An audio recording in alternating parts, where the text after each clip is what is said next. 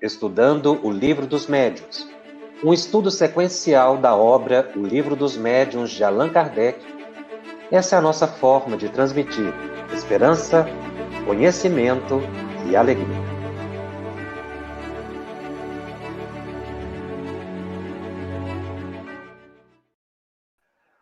Olá, minhas amigas e meus amigos. É com muita alegria que nós iniciamos o programa de número 35 da série Estudando o Livro dos Médiuns, aqui pela FEB TV. E o tema de hoje é o capítulo 9 da segunda parte de O Livro dos Médiuns, intitulado Lugares Assombrados. Este é o primeiro programa deste capítulo 9. E para iniciar a reflexão sobre o tema Lugares Assombrados, nós trouxemos do livro Chico de Francisco, da editora espírita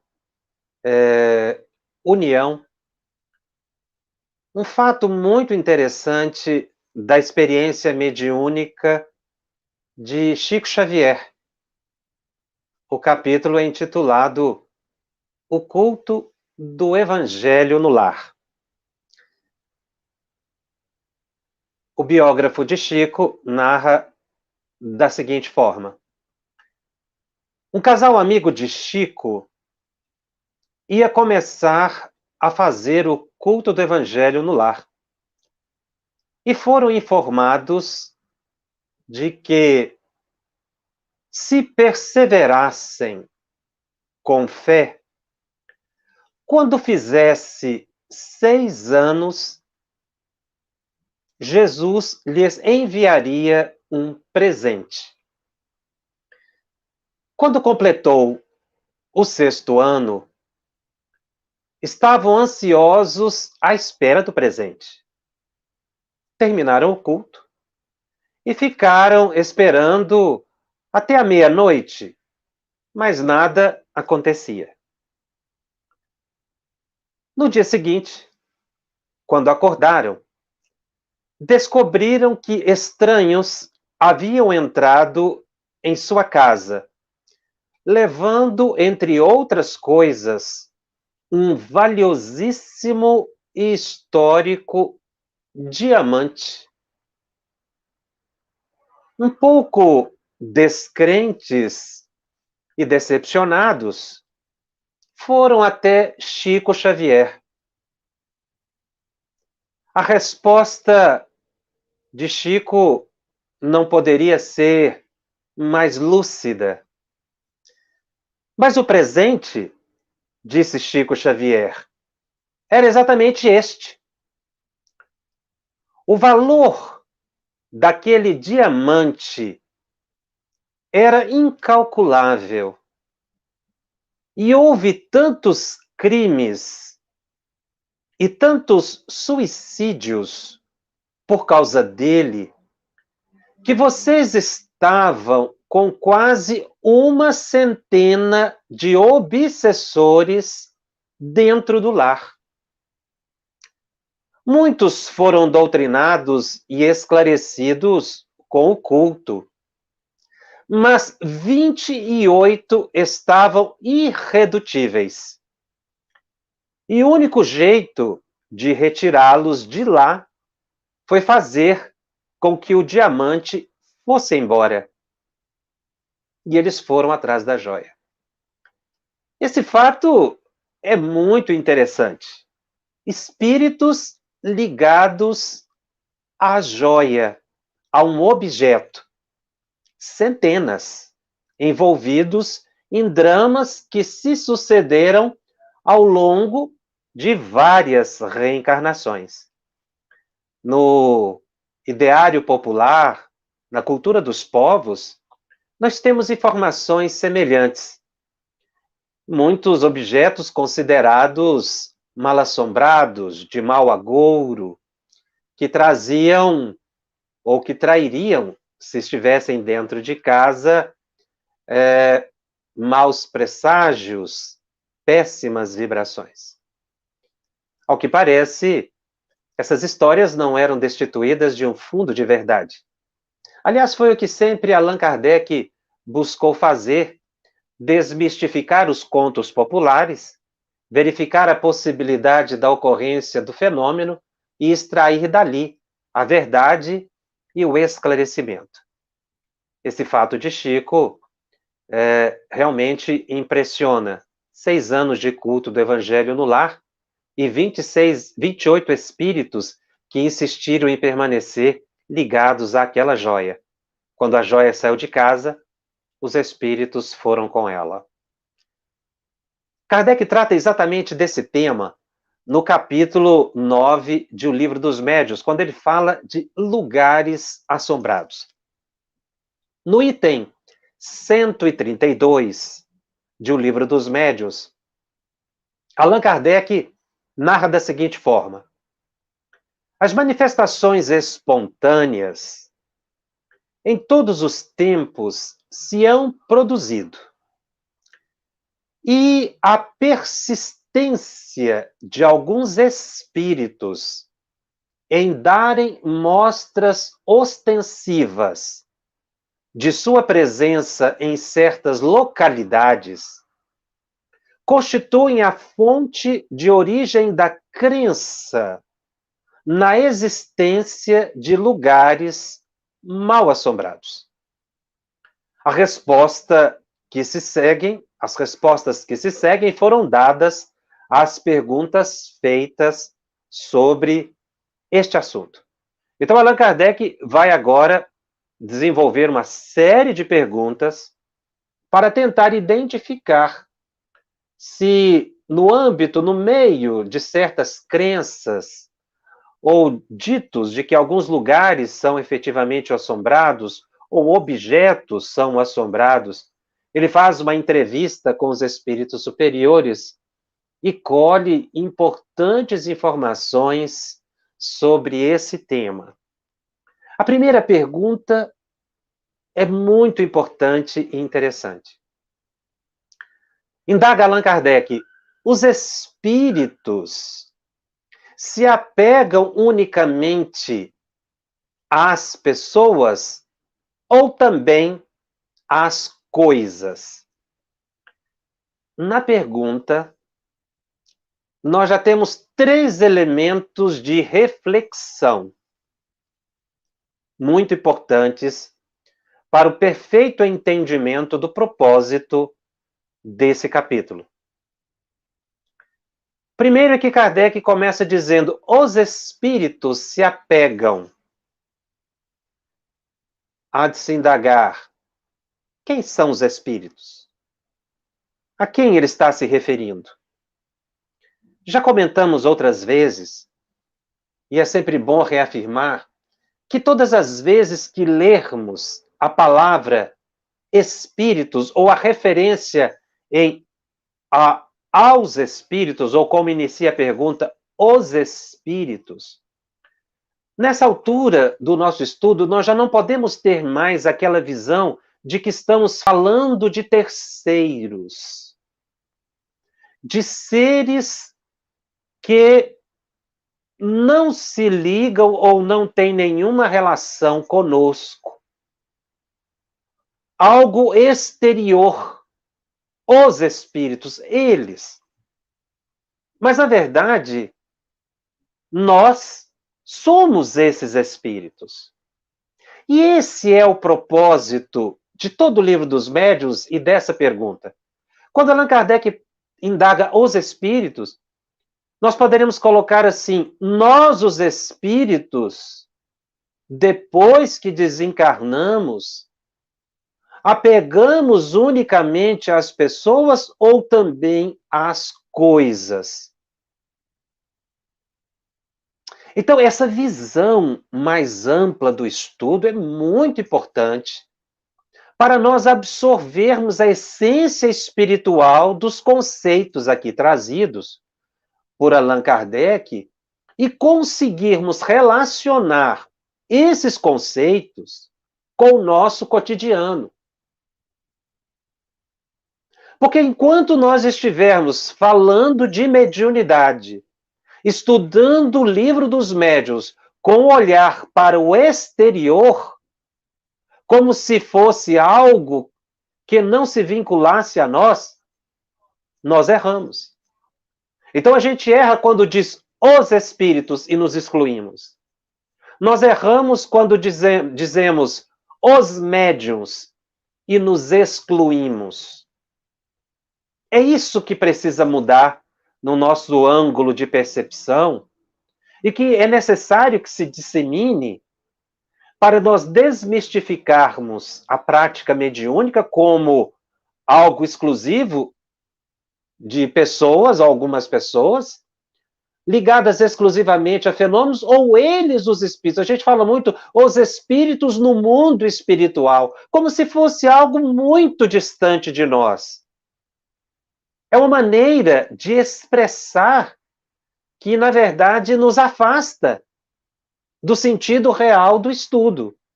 Nós, espíritos, aqui no plano físico / material. Porque nós estamos no mundo físico, material, mas ligados, ou traço, mundo imaterial ou espiritual. Então, nós estamos vivendo na dimensão material e espiritual ao mesmo tempo, material / espiritual, não é? Ou físico espiritual, ou material e invisível. Então, essas expressões têm que ficar muito claras na mente da gente, senão a gente não consegue entender o que é que nós estamos estudando. Nós não estamos estudando fenômeno. Nós estamos estudando a mente humana e a possibilidade que ela tem de produzir fenômenos que são naturais. E veja, não sei se vocês já observaram, nós já estamos no capítulo 9 de O Livro dos Médiuns. Em que momento vai começar o estudo diretamente ligado ao desenvolvimento da mediunidade? Quando é que Kardec, no Livro dos Médiuns, eu não sei se os irmãos já compulsaram o índice, onde é que ele começa efetivamente a estudar o desenvolvimento? Nós já começamos. Nós já estamos estudando e já estamos desenvolvendo. Não estamos na prática da reunião mediúnica. Mas nós só poderemos chegar nessa prática com segurança se detivermos esses conhecimentos que são basilares, que nos dão a melhor compreensão das nossas relações com o mundo espiritual e nos ajuda a entender esse mecanismo, essa dinâmica. E, sobretudo, quando nós nos inserimos num processo de autoconhecimento, nesse contexto. Por isso é que nós temos que, ao ler toda a obra da codificação, mas nós estamos falando do Livro dos Médiuns, os espíritos, a mediunidade, nós temos que entender que estamos falando de nós e de um potencial psíquico nosso, genericamente distribuído, conquanto existam, obviamente, os médiuns ostensivos. Então, os espíritos, nós nos apegamos, depois que desencarnamos, às pessoas, porque aqui já há uma afirmativa na pergunta, eu falei que eram 3 aspectos da questão que precisa ser analisada. Exatamente, a primeira é essa, a segunda é afirmativa na própria pergunta, quando Kardec afirma que os espíritos se apegam unicamente às pessoas, então está afirmando, os espíritos se apegam às pessoas. Nós nos apegamos às pessoas quando desencarnamos. E aí ele complementa, ou também os espíritos se apegam às coisas. Se nós não mudarmos o olhar sobre a questão da mediunidade, analisarmos como uma questão mais de autorreflexão, para aprimoramento pessoal, eu vou ficar sempre tendo essa visão de exclusão da minha pessoa em relação ao estudo. É por isso que muitas pessoas dizem, eu não preciso estudar a mediunidade para trabalhar mediunicamente. E é verdade, porque a faculdade mediúnica ela é inerente ao ser humano, ele vai atuar como ele quiser. O que o livro dos médiuns traz aqui é exatamente um conhecimento que não vai se adquirir puramente na experiência prática. Essa experiência teórica colhida por Allan Kardec foi um planejamento do mundo espiritual para trazer ao mundo físico. Então, como a gente não se insere no contexto do estudo da mediunidade, ele é desnecessário. Porque o adulto é assim, no processo ensino-aprendizagem. A gente só retém aquilo que a gente pode dar uma utilidade prática. Diferente do adolescente que vai para... A criança e o adolescente que vão para a escola, quando vão para a escola, por imposição, muitas vezes dos pais, ou simplesmente não é por amor ao estudo em si. O adulto busca alguma formação por um objetivo diferente de criança e adolescente. O adulto vai buscar uma formação quando aquilo pode lhe trazer algum ganho. Então, um profissional vai se especializar ou aprimorar em determinado ofício para que ele possa trabalhar com aquela atividade, melhorando as suas condições profissionais. Mas por quê? Porque o indivíduo, quando vai fazer um curso, né, na sua área profissional, ele se insere no contexto do ensino, do processo ensino-aprendizagem. Não, eu vou fazer esse curso aqui de informática, por exemplo, para aprender a lidar com esse aparelho, com o computador, eu vou operar melhor isso, e isso vai representar muito no meu crescimento profissional. Então, a pessoa se insere no contexto do processo ensino-aprendizagem e ele traz aquilo para o seu cotidiano, ele assimila o conhecimento e aplica. E vai trabalhar com aquilo que ele aprendeu. No ensino espírita, é a mesma coisa. Se eu não me inserir no contexto e não começar a enxergar tudo que nós estamos estudando dentro de um cotidiano no qual nós estamos nos relacionando permanentemente com os espíritos, nós teremos esse estudo apenas como um deleite, como fonte de conhecimento, mas sem utilidade prática. Ou então a gente coloca como utilidade prática exclusivamente quando estivermos na reunião mediúnica. Não, eu vou usar esse conceito porque lá na reunião mediúnica, porque eu vou entrar em transe. Não é? E, por exemplo, esse tema lugares assombrados fica apenas como uma curiosidade para saber que tem alguns lugares que tem espírito ou que não tem espírito. Não é esse o propósito. De forma alguma. O que se tem aqui são ferramentas de um processo ensino-aprendizagem que deve nos levar a uma compreensão existencial para uma adaptação a uma nova realidade na qual nós estamos penetrando gradativamente, que é essa da alta espiritualidade, visando a nossa transformação psíquica ou a transformação moral. Então eu preciso me inserir nesse contexto. Para que a gente não continue fazendo um estudo do livro dos médiuns, simplesmente buscando saber pelo saber, ou seja, é um conhecimento curioso, interessante, mas e daí, o que eu faço com isso? Deixa eu continuar minha vida como estou. Esse capítulo mostra exatamente o contrário. Nós, espíritos, depois que desencarnamos, nós nos apegamos unicamente às pessoas ou também às coisas? Mas tem um outro lado também.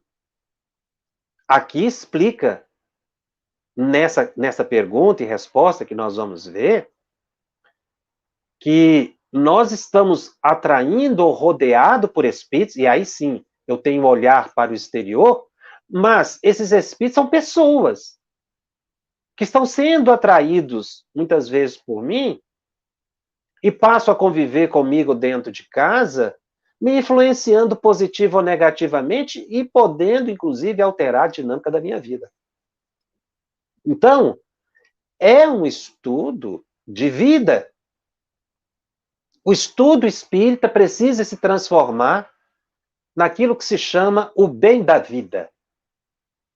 O que é o bem da vida? É aquilo que a gente valora como importante na nossa existência.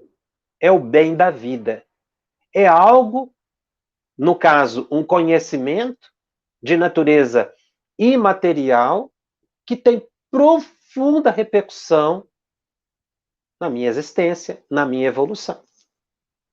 Então, o estudante da mediunidade aqui está penetrando num conhecimento, avançando num horizonte importantíssimo para o seu desenvolvimento.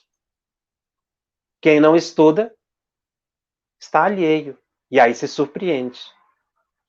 Porque em qualquer circunstância inesperada, ele não vai saber interpretar a reunião, a sua relação com o mundo espiritual.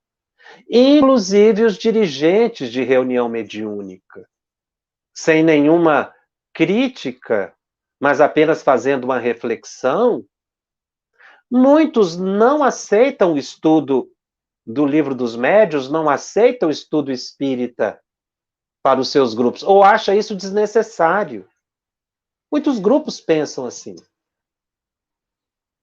O Livro dos Médiuns nos descortina um panorama novo e nos expõe a forma mais segura de relacionarmos com os espíritos. Mas eu já tive conhecimento, repito com todo respeito, de dirigentes que depois de serem exortados à importância do estudo da mediunidade, ao fecharem as portas para o início da reunião mediúnica, quando não fazem essas reuniões em público, já ouvimos algumas vezes a pessoa dizendo assim: aqui eu faço como eu quiser. E dispenso o estudo. Aqui faço como eu quiser. Ou seja, ele dirige a reunião mediúnica segundo a sua imagem e semelhança. E não segundo a orientação dos espíritos. Essa é uma visão atávica, primitivista, que precisa ser superada. É quase como aquele arquétipo, né, que existe na humanidade, né, pelo menos no Ocidente, que Deus criou o homem à sua imagem e semelhança. Na verdade, não foi assim. O homem interpretou Deus segundo as suas possibilidades psíquicas. Então, o homem atribuiu a Deus as suas características, seus potenciais, aquilo que ele conseguia entender. Então, o homem construiu Deus à sua imagem e semelhança. Porque a ideia da divindade vem evoluindo, saindo da fase antropomórfica para essa que nós temos hoje no Espiritismo como causa primária de todas as coisas. Mas o homem criou Deus à sua imagem e semelhança. Ele atribuiu a Deus as características de belicosidade, de amar uns, de odiar a outros, de premiar a uns, de punir outros. Deus não tem essa figura. O melhor entendimento que se teve há milênios passados e que repercute até hoje foi o de Jesus, quando ele chamou de Deus Pai. Ele evoluiu aquele pensamento antropomórfico de um Deus que premia uns e pune outros para trazer a ideia da paternidade. Ainda era uma ideia antropomórfica, mas bastante evoluída, muito além daquele que amava uma tribo e ajudava ela a vencer contra a tribo rival. Jesus veio e disse: não tem rivalidade. Ele é pai e ama todos igualmente. Faz nascer o sol sobre justos e injustos. E no Espiritismo, então, a gente observa a mesma ideia, aí já dando um passo mais na compreensão de que a causa primária de todas as coisas, obviamente, é enraizado na ideia da paternidade trazida pelo Mestre Jesus. Então, quando eu me fecho numa reunião mediúnica e falo, aqui eu faço como eu quiser, e o grupo não estuda, o grupo está conduzindo a reunião mediúnica à sua imagem e semelhança. E aí, se o grupo não detiver muito cuidado, segundo o próprio Allan Kardec, as decepções são várias, inclusive o risco da fascinação, porque os espíritos enganam.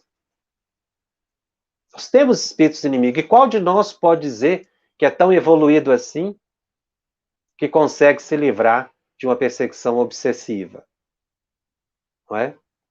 Então nós precisamos estudar para deixarmos de conduzir as reuniões mediúnicas segundo o eu acho ou a minha imagem e semelhança. Esse comentário sobre a pergunta é exatamente para valorar a resposta que é dada pelos espíritos a Allan Kardec nessa primeira pergunta. Os espíritos se apegam unicamente às pessoas ou também às coisas? E aí o espírito responde a Allan Kardec: depende da elevação deles. Depende da elevação deles. Os espíritos sempre mencionam isso, depende da elevação de um espírito, no caso aqui, para ter apego às pessoas ou às coisas. Kardec, inclusive, menciona que um estudo paralelo que deve ser feito é o da escala espírita, que ele coloca na questão número 100, 101, ali de O Livro dos Espíritos, que nós teremos a oportunidade de compulsar, mas apenas de passagem, ali ele coloca a gradação dos espíritos, né? Então, nós temos que perceber e analisar a nossa condição espiritual, os espíritos que nos rodeiam, em termos de faixas evolutivas, cada um tendo a interpretação da realidade na qual está inserido, segundo as suas potencialidades. Por isso é que nós temos que imaginar como se nós estivéssemos dentro de um estádio de arena, aqueles em que a arquibancada, o palco fica embaixo e a arquibancada na lateral, e do mais próximo para o mais alto, todos podem observar ali o que está acontecendo no palco. Então é mais ou menos assim. Nós temos em torno de nós várias faixas evolutivas ou dimensões em que os espíritos se escalonam, segundo a sua evolução. Então, do meu lado, eu posso ter um espírito que não vê o superior que está do lado dele, por causa da faixa evolutiva. Isso é muito comum. Então, o que o espírito responde aqui a Allan Kardec: depende da elevação deles, esse apego a pessoas ou coisas. Ou, fazendo uma análise mais autorreflexiva, depende da nossa evolução, estarmos apegados ou não a pessoas e coisas. E esse apego começa aqui. Por isso é que os espíritos que estavam ligados ao diamante mencionado por Chico Xavier começaram o processo de apego aqui. E depois não conseguiram se desligar magneticamente daquele objeto. Então eu falo assim, tinha uma centena de obsessores. Não, tinha uma centena de pessoas querendo ainda, mesmo no mundo espiritual, ter a posse de um objeto. Então, a inferioridade desse grupo, que estava dentro do lado daquela família, estava, sim, causando um tumulto no ambiente. Você imagine 100 obsessores dentro da sua casa. Eles levaram 6 anos de estudo do Evangelho sistematizado, semanalmente, e foram esclarecendo a maioria.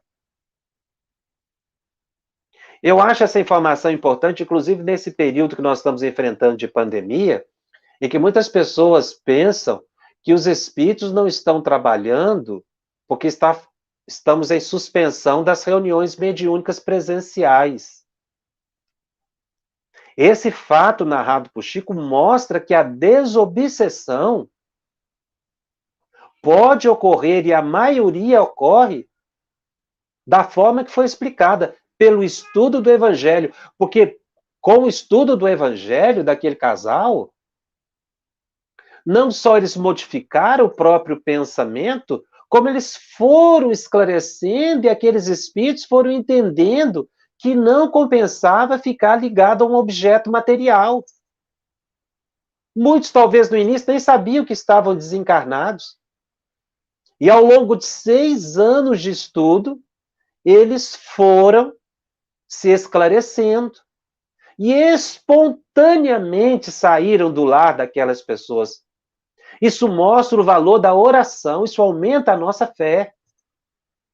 O estudo do Evangelho, ou semanalmente, como a gente fala, o Evangelho no lar, ou o culto do Evangelho no lar, como era chamado, ou a leitura diária do Evangelho, vai sim esclarecendo espíritos inferiores que estejam dentro do meu lar e vai promovendo a desobsessão.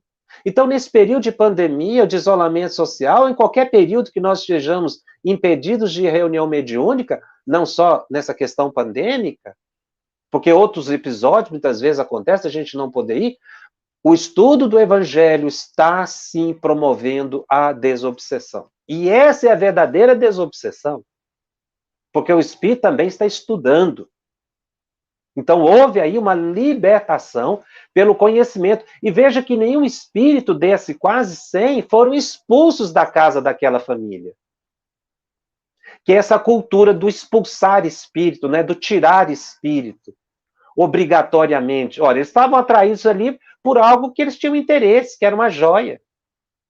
No momento em que eles esclareceram que aquilo não tinha mais valor na realidade espiritual que eles estavam, eles mudaram o pensamento. Essa é a verdadeira desobsessão que Allan Kardec coloca no Evangelho segundo o Espiritismo. No capítulo 28, quando ele fala do esclarecimento das entidades. É por isso que nós temos que ler muito o Evangelho, introjetar em nós o comportamento, cuidar dos pensamentos, porque isso é um processo desobsessivo permanente. Foi por isso que André Luiz mencionou no livro lá Os Mensageiros. Nós vivemos uma reunião mediúnica permanente. E é verdade. Nós estamos permanentemente em contato com os espíritos. Então eu estarei esclarecendo os espíritos, a expressão que o autor utiliza, doutrinando, porque era a expressão utilizada à época, nós estamos orientando os espíritos continuamente. Então, nós precisamos desmistificar o processo desobsessivo para tirarmos dessa visão de que acontece apenas na reunião mediúnica. Não é que estamos aqui desvalorizando a reunião mediúnica, muito pelo contrário, estamos valorizando a reunião mediúnica, porque lá na reunião mediúnica não iriam se manifestar essas centenas de espíritos. Ou então aqueles que pretendem o afastamento de espíritos coletivamente, né, expulsar esses 100 espíritos daquele lar. Não foi isso que Chico pretendeu. O grande presente foi a libertação. Então a casa deveria ser muito tumultuada, o ambiente deveria ser muito agitado, por causa da presença dos espíritos. Mas 28, depois de 6 anos, tiveram que sair dali com a saída da joia. Significa que aqueles 28 iriam precisar de mais tempo para perceber a ignorância em relação à joia. É muito provável que algum deles depois se reencarnasse e adquirisse a joia, ou ficasse obcecado. Você vê que na narrativa de Chico aconteceram suicídios e crimes por causa daquela joia. São esses elementos exatamente que retêm a pessoa no lugar ou ligada a coisas ou a pessoas. Quando ocorre algo de violento. Você vê uma pessoa que suicida por causa de uma joia, pelo que nós vimos no caso, fica magneticamente ligado àquilo ali. E acontece. Isso não é um conto popular. Isso é uma realidade. Mas os espíritos continuam a resposta a Allan Kardec, dizendo assim: alguns espíritos podem apegar-se aos objetos terrenos, que foi o exemplo da joia dada. Os avarentos, por exemplo, que esconderam seus tesouros e que ainda não estão bastante desmaterializados, muitas vezes se obstinam em vigiá-los e montar-lhes guarda. Por isso nós temos que tomar muito cuidado com o apego. Os bens materiais são muito úteis para a nossa existência. Nós dependemos dos recursos amoedados, dos objetos que nos cercam. Mas eles precisam ter o valor relativo e não o valor de posse, sobretudo dos nossos sentimentos e das nossas emoções. Muitas vezes quebra-se um objeto dentro de casa e a pessoa se desequilibra, porque parece que quebrou foi a alma da pessoa. Então tudo tem um valor relativo, mas não podemos ser também pródigos, ou seja, não valorizar as coisas e sermos gastadores abusivos, que aí também já é um desvio na relação com os objetos. Mas tomar muito cuidado com os apegos. E aqui eu trouxe, ilustrando essa questão, porque é uma questão muito profunda.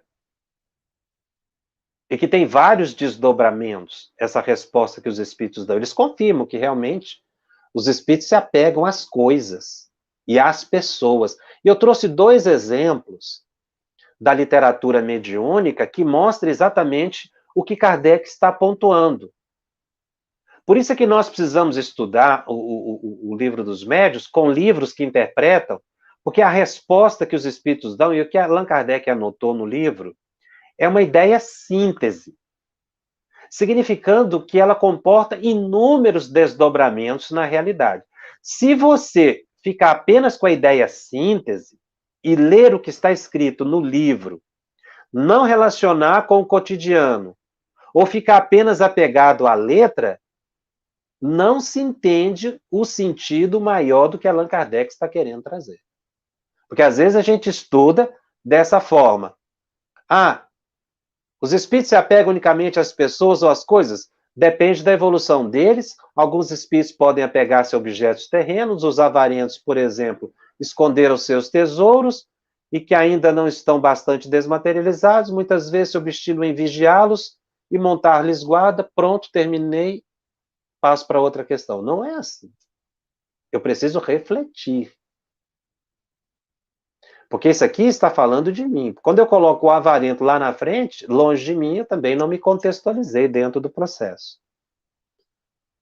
Mas eu trouxe aqui do livro Obreiros da Vida Eterna, do capítulo 15, Aprendendo Sempre.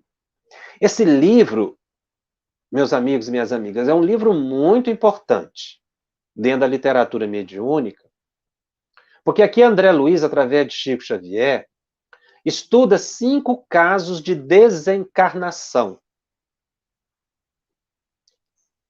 Várias situações que levaram as pessoas à desencarnação. Em programas anteriores eu cheguei a comentar um trecho aqui desse livro, que foi a desencarnação de Cavalcante, que ele estava muito apegado à realidade material, ele não tinha compreensão nenhuma acerca de vida espiritual. E nesse capítulo 15, o André Luiz está acompanhando o sepultamento de um médium espírita, Dimas, em que ele descreve aos detalhes a desencarnação de Dimas. Mas o que nos chama a atenção nesse capítulo, além da importância da desencarnação, que será motivo de estudos mais adiante, foi o que aconteceu quando André Luiz entrou no cemitério. Porque ele acompanhou o féretro até o corpo ser sepultado. E quando ele estava ali no cemitério, vendo o sepultamento do corpo de Dimas, ele observou o cenário do cemitério. E ele ficou muito impressionado com o que estava acontecendo ali dentro do cemitério. Que é bem ligado a essa questão de lugares assombrados, né? Que Allan Kardec coloca, e do apego. Então ele conversa com 2 espíritos ali dentro do cemitério. E ele descreve assim: sentada sobre a terra fofa, ele estava vendo uma mulher sentada sobre o próprio túmulo. Infeliz mulher desencarnada, aparentando 36 anos de idade aproximadamente, mergulhava a cabeça nas mãos e lastimando em tom comovedor. Compadecido, toquei-lhe a espádua e interroguei: que sente, minha irmã? Então, André Luiz deu uma caminhada ali pelo cemitério e viu essa mulher e se aproximou, colocou a mão sobre o ombro dela e perguntou o que estava acontecendo. E ela virou para André Luiz e disse: que sinto? Gritou ela, fixando em mim grandes olhos de louca. Não sabe? Oh, o senhor me chama de irmã. Quem sabe me auxiliará para que minha consciência torne a mim mesma? Se é possível, me ajude por piedade. Não sei diferenciar o que é real do ilusório. Me conduziram à casa de saúde e entrei nesse pesadelo que o senhor está vendo. E ela tentava se levantar, descreve André Luiz, e não conseguia. Ela ficava ali ainda, agachada, sentada sobre o próprio túmulo, como que estivesse presa ao piso, ao chão. Cavalheiro, continuou dizendo a mulher, preciso regressar, eu preciso voltar à minha residência. Eu preciso voltar para o meu esposo, para o meu filho. Esse pesadelo está se prolongando, eu sou capaz de morrer. Acorde-me, acorde-me. Ela não sabia que estava desencarnada. Pobre criatura, exclamou André Luiz. Em face da compaixão que o triste quadro provocara nele, ele percebeu que ela ignorava que o seu corpo voltou ao leito de cinzas. E ele percebeu que também naquele estado de desequilíbrio que ela estava, ela não poderia ser útil nem ao esposo nem ao filhinho, porque ela queria voltar para dentro de casa. Que é exatamente esse apego, né, que Allan Kardec fala nessa questão. E que aqui André Luiz exemplifica muito bem. Aí André Luiz vira para aquela senhora e diz assim: já orou, minha amiga? Já se lembrou da providência divina? E ela disse: quero um médico. Depressa. Ela já estava irritada. Enquanto André Luiz conversava com ela. Veja que está aqui, eu quero que vocês prestem atenção, que está acontecendo um trabalho de desobsessão no mundo espiritual, viu? Um esclarecimento do espírito no mundo espiritual, para a gente ver que os espíritos trabalham independente da nossa intervenção aqui no plano físico. André Luiz estava atuando no esclarecimento daquela mulher. Mas ela estava num estado deplorável. Eu estou apenas pensando alguns trechos, que depois os irmãos podem ler o capítulo com mais vagar. Enquanto ele falava de Jesus, que é o nosso médico, pedindo para que ela orasse. Muito parecido com o que a gente vê na reunião mediúnica, no esclarecimento. A infeliz, no entanto, parecia totalmente distanciada de qualquer noção de espiritualidade, tentando agarrar-me com as mãos cheias de manchas estranhas, embora não me alcançasse. E ela gritou: chamem meu marido, não suporto mais, estou apodrecendo. Quem me despertaria? E aí, enquanto André Luiz estava ali conversando com a senhora, desencarnada, chega um outro espírito e fala para ele assim: meu amigo, não se aflija. André Luiz ficou surpreso com aquela figura, e principalmente por ele ter dito para não se afligir com ela, e aí ele se apresentou. Compreendo a sua estranheza. Deve ser a primeira vez que frequenta um cemitério como este. Falta-lhe experiência. Quanto a mim, o espírito se apresentou. Sou do posto de assistência espiritual à necrópole. Era um espírito encarregado do cuidado com os desencarnados ali dentro do cemitério. Você vê, o cemitério tem proteção espiritual. Amparo, né? Somos 4 companheiros apenas. prosseguiu o informante. Na verdade, não podemos atender a todas as necessidades aparentes do serviço, mas zelamos pela solução de todos os problemas fundamentais. Apesar do nosso cuidado, aqui nós verificamos o que ele chama de sofrimento benéfico. E aí ele explica o caso daquela senhora. Nossa desventurada irmã permanece sob alta desordem emocional. Completamente louca. Viveu 30 e poucos anos na carne, absolutamente distraída dos problemas espirituais que nos dizem respeito. Gozou a saciedade na taça da vida física. Após feliz casamento realizado sem qualquer preparo de ordem moral, contraiu gravidez, situação esta que lhe mereceu menosprezo integral. Comparava o fenômeno orgânico em que se encontrava a ocorrências comuns e acentuou extravagâncias durante a gravidez, né?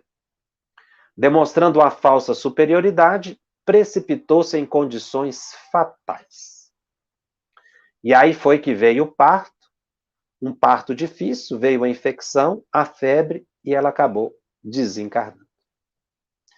Então, ele explica a situação dela, mas André Luiz observou algo muito interessante. Ele reparou um fio singular, um fio fluídico, que ligava a cabeça dela e penetrava no chão, o que impedia ela de sair do lugar.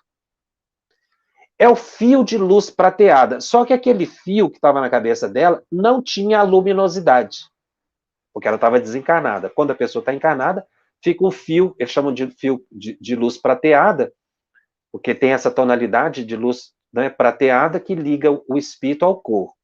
Mas ela estava ligada ao corpo. Por isso ela estava sentindo a decomposição do corpo.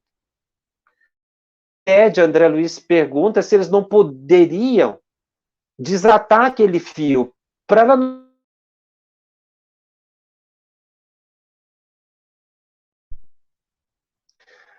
para que ela não sentisse tanto a decomposição cadavérica, que aquele fio fosse desfeito. Enfim, ela pensou, André Luiz, em desfazer aquilo para que ela não sofresse tanto. Aí aquele coordenador ali do cemitério, né, um dos benfeitores ali, e falou o seguinte, falou para o André Luiz, não, isso não é possível.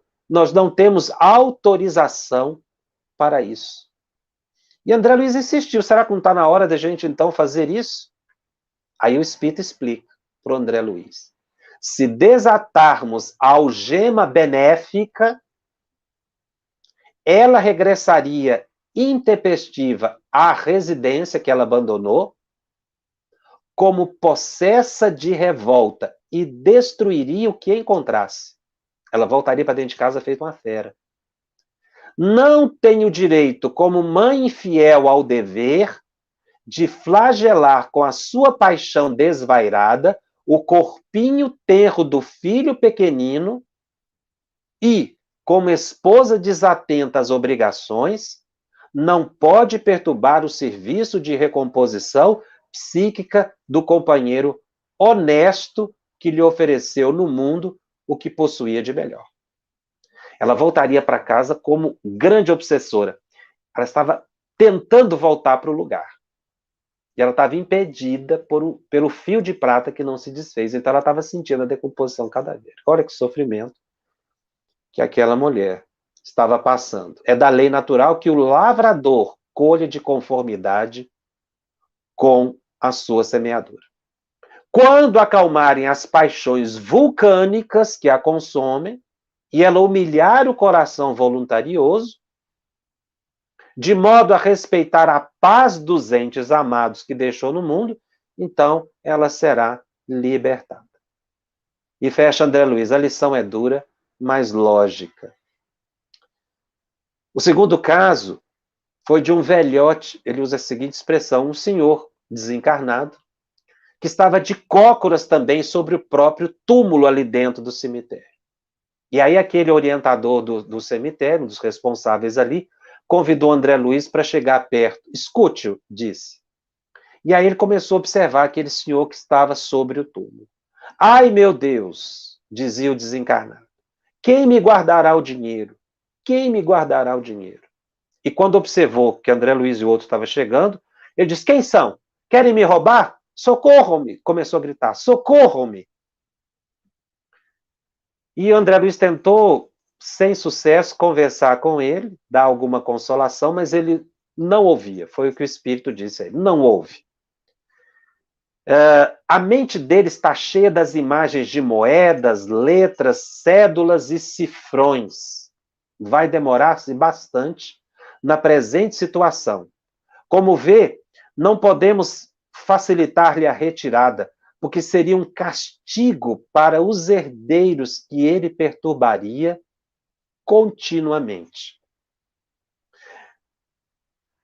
André Luiz, então, não podendo esconder o próprio espanto, né?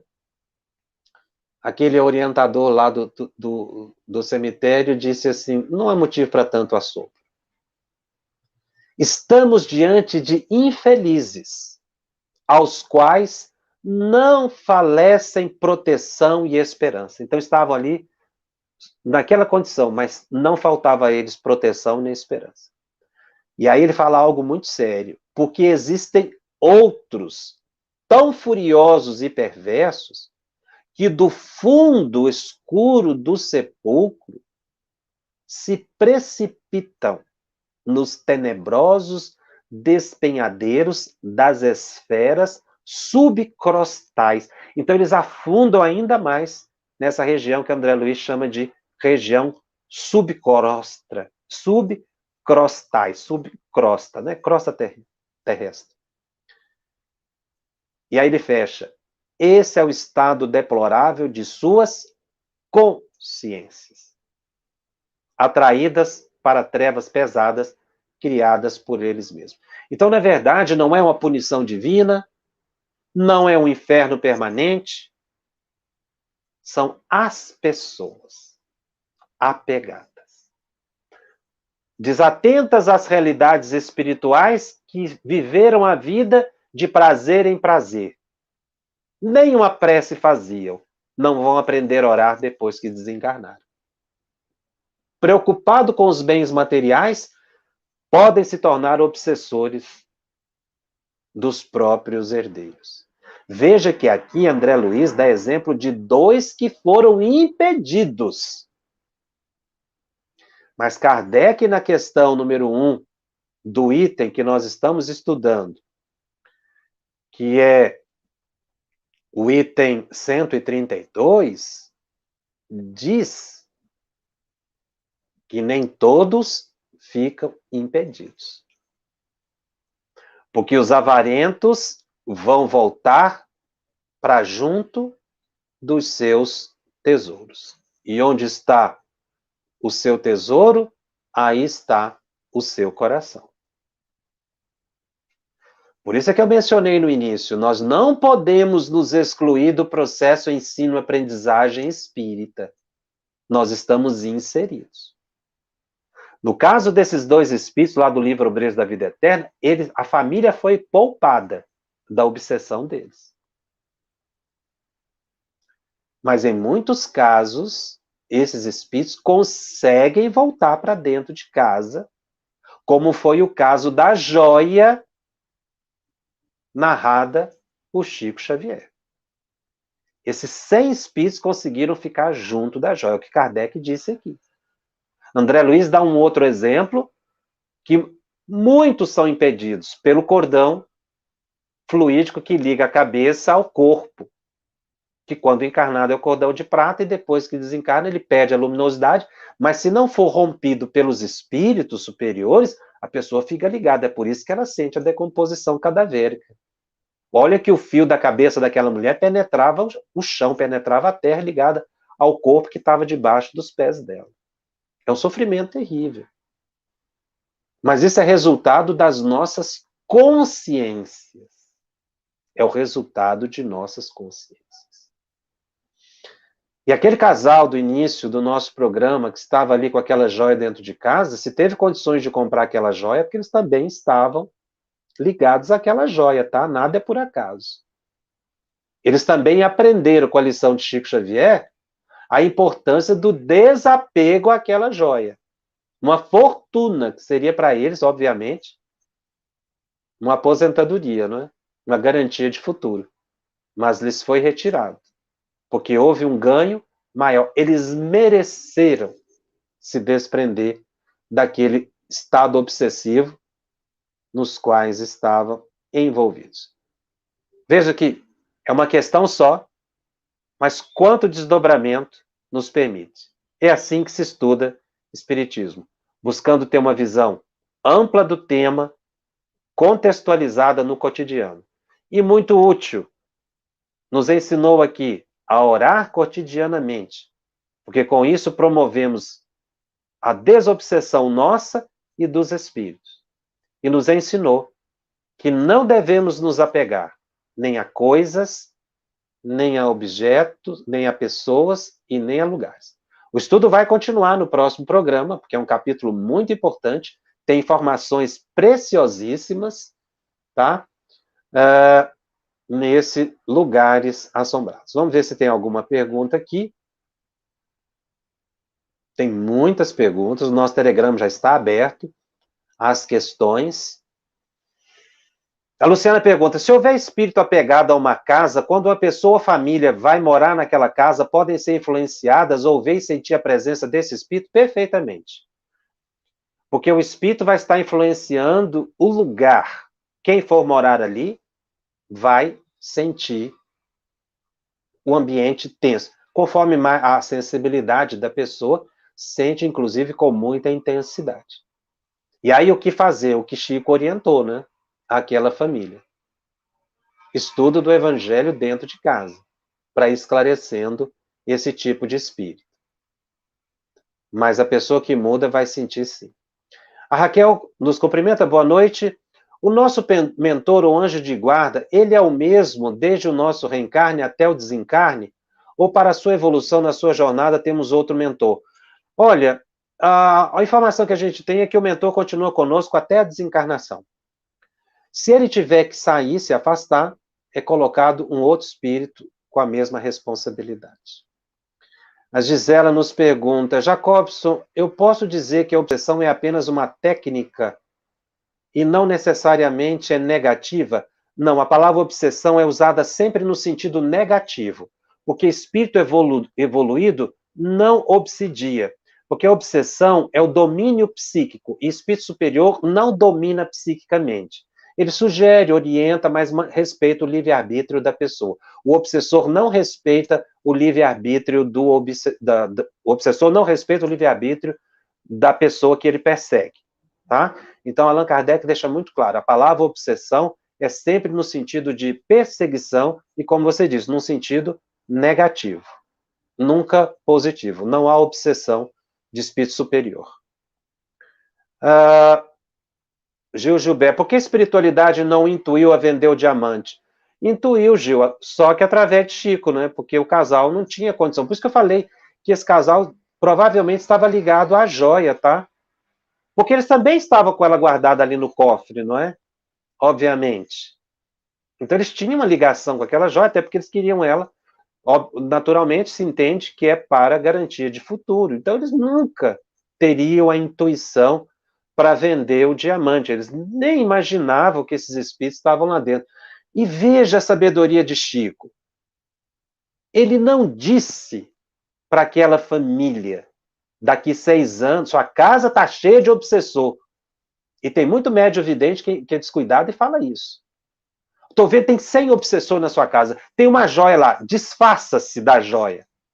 Já vi orientações assim, desfaça-se de uma fronha, desfaça-se de um lençol, desfaça-se de uma peça de roupa, porque ela tem obsessor ali. Chico não fez isso.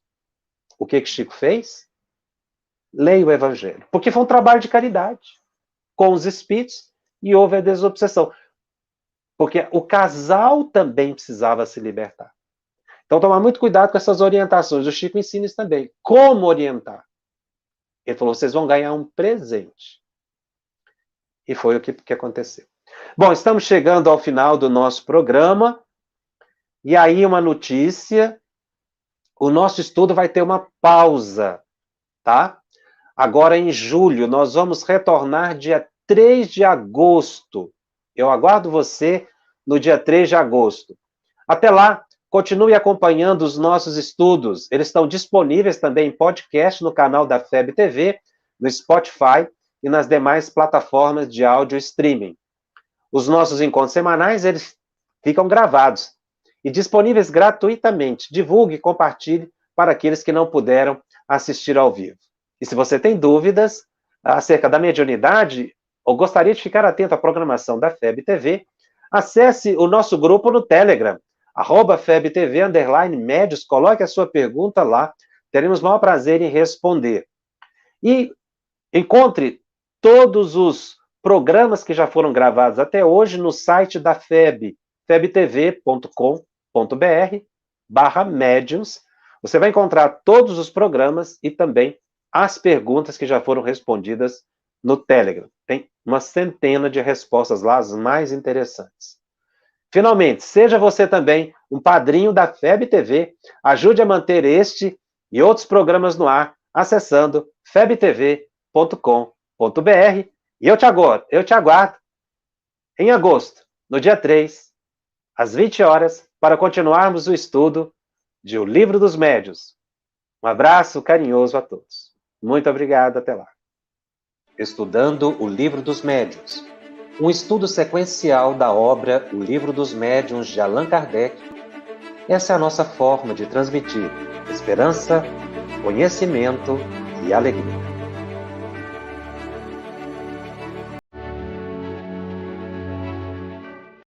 – 2020, sem sombra de dúvidas, foi um ano totalmente desafiador para todos nós e também para todas as instituições do mundo, e não foi diferente com todo o movimento espírita. Mas graças à FEB TV, os nossos congressos virtuais, webinários e muitas palestras e grupos de estudos chegaram às nossas casas, através dos nossos smartphones, tablets, computadores ou na tela da nossa TV. Por isso estou aqui para agradecer a você, que tem ajudado há mais de 2 anos a FEB TV estar no ar, trazendo aos nossos corações o consolo dessa doutrina tão balsâmica. Parabéns à FEB TV, parabéns a todos que fazem esse movimento fantástico e a você que tem contribuído com tudo isso. FEB TV, com você em todos os momentos.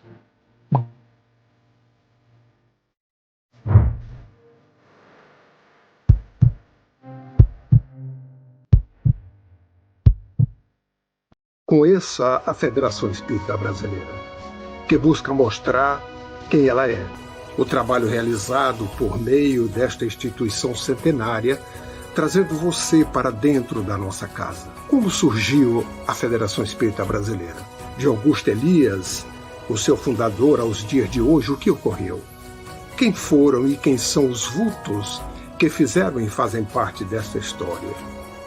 Qual a relação de nomes como Chico Xavier, Bezerra de Menezes e Boni Pereira com esta instituição? Qual a sua missão? Como ela atua na formação do homem de bem?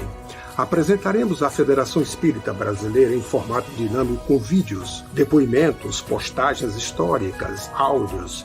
Conheça e faça parte desta família.